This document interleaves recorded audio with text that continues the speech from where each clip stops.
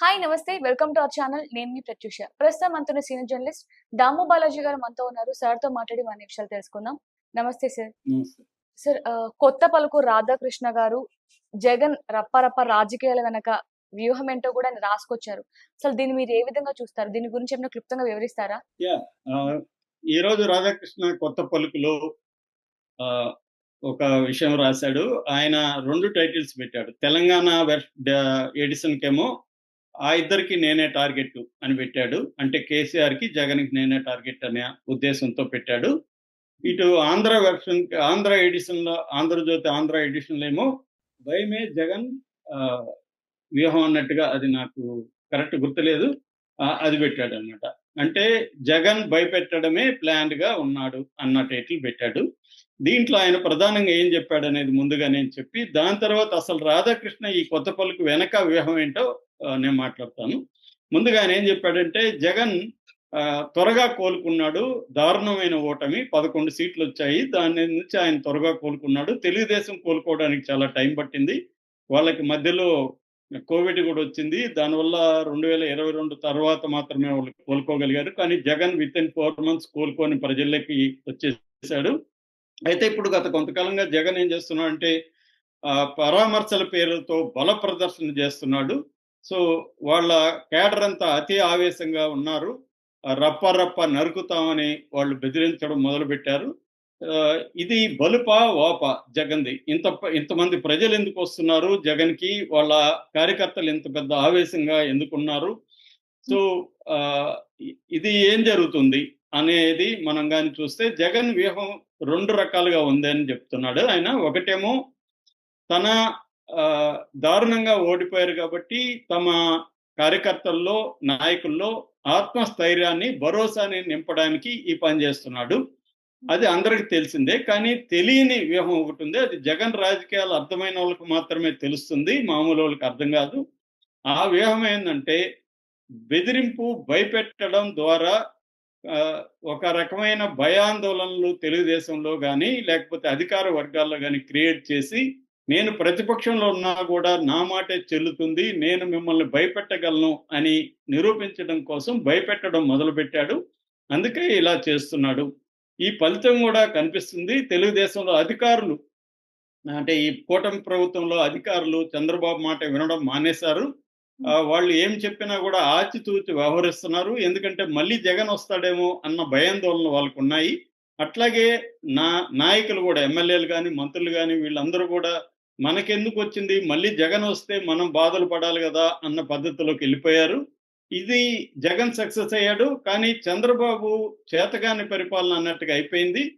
ఇది పిరికితనం అనేది టీడీపీ డీఎన్ఏలోనే ఉంది. అది ఎన్టీఆర్ పీరియడ్ నుంచి కంటిన్యూ అవుతుంది. వాళ్ళు అధికారంలో ఉన్నా, ప్రతిపక్షంలో ఉన్నా. ప్రతిపక్షంలో ఉంటేమో పోరాడడానికి జంకుతారు. అధికారంలో ఉంటేమో ప్రతిపక్షాల మీద ధైర్యంగా అటాక్ చేయడానికి భయపడతారు.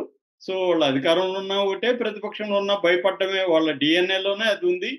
చంద్రబాబు మీడియాను నమ్ముకొని రాజకీయాలు చేస్తే కుదరదు అనేది ప్రధానంగా ఆయన చెప్పింది. సో, ఇక్కడేందంటే ఆయన చెప్పిన దాన్ని మనం విశ్లేషిస్తే ఆయన 2 విషయాలు ప్రధానంగా చెప్తున్నాడు. ఒకటి జగన్ స్ట్రాటజీ ఏందనేది ఆయన చెప్తున్నాడు. జగన్ స్ట్రాటజీ ప్రభుత్వాన్ని, అధికారులను, టీడీపీ నాయకులను భయపెట్టడమే జగన్ స్ట్రాటజీ. భయపెట్టి తనకు అనుకూలంగా మార్చుకోవడం జగన్ స్ట్రాటజీ అనేది ఆయన చెప్పాడు. రెండవది ఇటువైపు ఇటు తెలుగుదేశం లో నాయకులు కావచ్చు, కార్యకర్తలు కావచ్చు వీళ్ళు భయపడుతున్నారు. ఎందుకు మళ్ళీ జగన్ వస్తాడేమో, మనల్ని జగన్ తాట తీస్తాడు అన్న ఒక భయాందోళనలున్నాయి. అట్లాగే అధికారులు గూడా మళ్ళీ జగన్ ప్రభుత్వం వస్తుందేమో అని భయపడుతున్నారు అని చెప్తున్నాడు. నేను ఇంతకు ముందు గూడా విశ్లేషించాను. ఇప్పుడు ఈయన చెప్పినట్టుగా జగన్ ఇలాగా భయపెట్టలేదనుకో ఏం చేయాలి జగన్ మామూలుగా? ఇప్పుడు చంద్రబాబు ప్రభుత్వం డే 1 నుంచి గూడా రివెంజ్ మోడ్‌లోకెళ్ళిపోయింది. అంటే ఇటు జగన్‌కి సపోర్ట్ చేసిన అధికారుల్ని, పోలీస్ ఆఫీసర్‌ని, ఐఏఎస్ ఆఫీసర్‌ని ఆహ్, వేధించడం అనేది నంబర్ 1 వ్యూహంగా ఉంది. అంటే వీళ్ళకి సరైన పోస్ట్ లేకపోవడం, కావాలనే వాళ్ళని పెండింగ్‌లో పెట్టేయడం, కొంతమందిని ప్రెజర్ చేయడం ఇలాగా చేస్తుంది. రెండవది ఆహ్, జగన్ పార్టీని వైసీపీని కేసులు పెట్టి పోలీస్ స్టేషన్‌లలో అక్రమంగా అరెస్టులు చేసి, కొంతమందినైతే అరెస్ట్ కూడా చూపించకుండా పోలీస్ స్టేషన్‌లో పెట్టుకొని కొడుతూ, ఇది నేను చెప్పింది కాదు, హైకోర్టులో చాలాసార్లు చెప్పాయి. సో చేస్తూ ఉంది. మరోవైపు కేసులు పెట్టి కావాలనే ఒక కేసులో బెయిల్ వస్తే ఇంకొక కేసులో బెయిల్ రాకుండా చూసుకుంటుంది. సో ఈ రెండు రకాల వ్యూహం అనేది కూటమి ప్రభుత్వం చేస్తున్నప్పుడు ప్రతిపక్షం ఏం చేయాలి అంటే భయపడి సరెండర్ అయిపోయి పాహిమామనాలా? పాహిమామని అంటే కూడా చంద్రబాబు ప్రభుత్వం వదిలిపెట్టదు కదా. ఎట్లాగో సరెండర్ అయ్యారు కాబట్టి ఇంకా కొడుతుంది. అందుకని యుద్ధంలో ఏం జరుగుతుందంటే ఆల్వేస్ డిఫెన్స్ అనేది పనికిరాదు. చాలా సార్లు ఏంటంటే best form of defence is offence.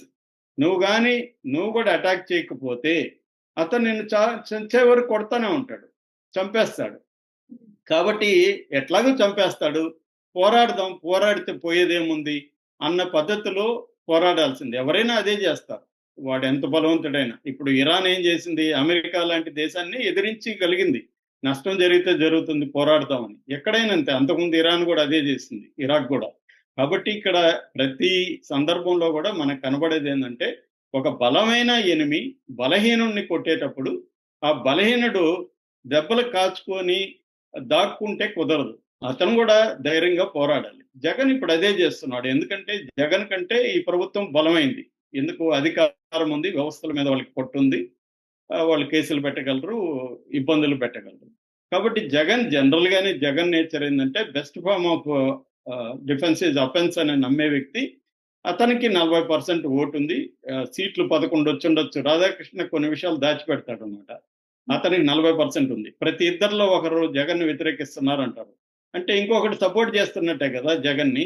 అంటే 50% జగన్ సపోర్ట్ చేస్తున్నట్టు ఆయన చెప్పకనే చెప్పాడు. రెండో విషయం, రాధాకృష్ణ చెప్పని విషయం ఏంటంటే భయపడుతున్నారు అని అంటాడు. ఎందుకు భయపడుతున్నారు తెలుగుదేశం వాళ్ళు? మళ్ళీ జగన్ వస్తాడేమో అని. నిజానికి పవన్ కళ్యాణ్ ఏమన్నాడు? జగన్ ఎలా వస్తాడో నేను చూస్తానన్నాడు. మరి పవన్ కళ్యాణ్కు ఉండే ధైర్యం చంద్రబాబుకి, లోకేష్కి, తెలుగుదేశం నాయకులకు ఉంటే భయపడకూడదు కదా జగన్ ఏం చేసినా. ఎందుకు భయపడుతున్నారు అంటే దానికి రాధాకృష్ణ డిఎన్ఏలోనే ఉందనేసాడు. డిఎన్ఏలో ఉందని అనేస్తే తప్పించుకోవచ్చు అని చెప్పి. ఇక్కడ విషయం ఏంటంటే ఎవరికి ఈ కూటమి ప్రభుత్వం మళ్ళీ వస్తుందో రాదో అనేది నమ్మకం లేదు. మళ్ళీ జగన్ రావచ్చేమో అన్న భయాందోళనలు అయితే ఉన్నాయి. ఆ భయాందోళనని జగన్ క్యాష్ చేసుకుంటున్నాడు. జగన్ ఒక రాజకీయ పార్టీ, వీళ్ళు ఒక రాజకీయ పార్టీ. ఇక్కడ రాజకీయాలు చేయాల్సినప్పుడు వ్యూహాలు ఏంటి? మన వ్యూహం కరెక్ట్, అవతలవాడి వ్యూహం కుట్ర అనే ఒక రాధాకృష్ణ యాంగిల్ రాంగ్. ఇదే పని రామ్ గోపాల్ వర్మ కూడా వ్యూహంలో అదే పని చేశాడు. జగన్ ఏది చేసినా అది పెద్ద వ్యూహము, చంద్రబాబు ఏం చేసినా కుట్ర అనే పద్ధతిలో ఆర్జీవి కూడా వ్యూహం సినిమాలో తీశాడు. నేను అప్పుడు రివ్యూలో కూడా చెప్పాను. కాబట్టి మనకు నచ్చిన పార్టీ చేస్తేమో అది పెద్ద వ్యూహము, అవతలవాడు చేస్తేమో అది కుట్ర, భయాందోళన రేకెత్తిస్తున్నారు అని చెప్తారు. భయాందోళన రేకెత్తించేది ఎవరు? అధికారంలో ఉండేవాడు రేకెత్తించగలుగుతారు ఎప్పుడైనా కూడా. ప్రతిపక్షంలో ఉండేవాడు భయాందోళనలు రేకెత్తించలేడు. ఇక్కడ రేకెత్తించగలుగుతున్నాడంటే అర్థం ఏంటి అంటే వీళ్ళు కరప్ట్ అయిపోయారు. తెలుగుదేశంలో ఎమ్మెల్యేలు, మంత్రులు అనేవాళ్ళు కరప్షన్లో మునిగిపోయి వాళ్ళు కుమ్మక్కైపోయారు. ఎవరితో?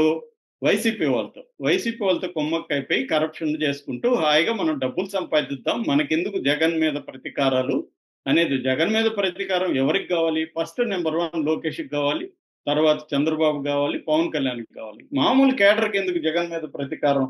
కాబట్టి వాళ్ళందరూ కూడా ఏం ఆలోచిస్తున్నారంటే ఈ 5 ఏళ్లలో మనం సంపాదించుకొని మనం సైలెంట్గా ఉందాం, మళ్ళీ మనకి సీట్ ఇస్తారో రాదో తెలియదు అన్న పద్ధతిలో వాళ్ళు వెళ్ళిపోయారు. కాబట్టి జగన్కి భయపడుతున్నారు. అసలు విషయం ఇది దాచిపెట్టి రాధాకృష్ణ ఏదేదో మాట్లాడుతున్నాడు. రాధాకృష్ణ ఎప్పుడైనా కొత్త పలుకులు ఎలా అనుకొని రాస్తాడంటే చదివే వాళ్ళకి నాలెడ్జ్ లేదు, నేనేం చెప్తే అదే వింటారు అనుకుంటాడు. ఇప్పుడు ఎవరు అలా వినేవాళ్ళు లేరు. అందరికీ తెలుసు రాధాకృష్ణ తెలుగుదేశం అభిమాని, తెలుగుదేశం అది పత్రిక, తెలుగుదేశం పత్రిక అని అందరికీ తెలుసు.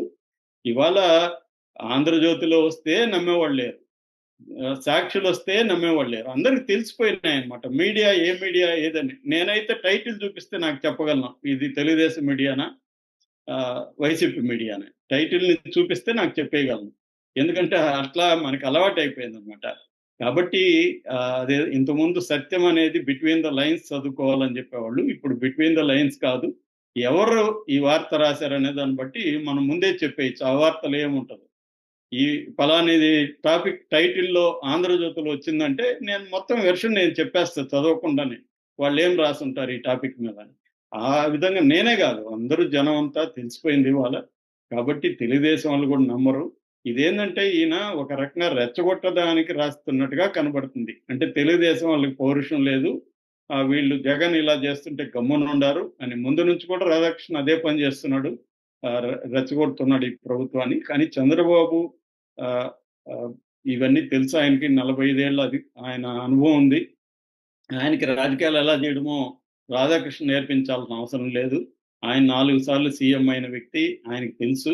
కాబట్టి ఆహ్, రాధాకృష్ణ ఆక్రోశంగానే దీన్ని అర్థం చేసుకోవాలి తప్ప, అంతకంటే ఈయన కొత్తగా కనిపెట్టిన వ్యూహం ఏమీ లేదు. Thank you sir.